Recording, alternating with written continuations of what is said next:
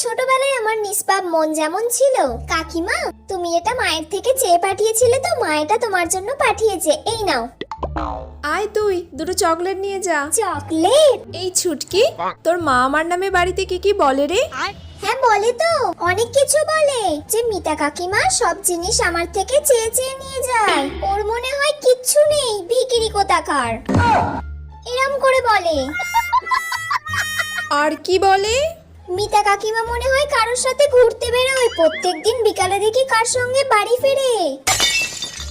হ্যাঁ আরো বলে ওর সঙ্গে ঝগড়ায় তো কেউ পারবে না, সব মানুষের সাথে ও নিজে গিয়ে ঝগড়া করে, তার দোষ থাকুক বা না থাকুক। আর ওর সাথে আমি থাকি বলে আমারও জ্বালা, সব ভুলগুলো জেনেও আমাকে ওকে সাপোর্ট করে যেতে হয়।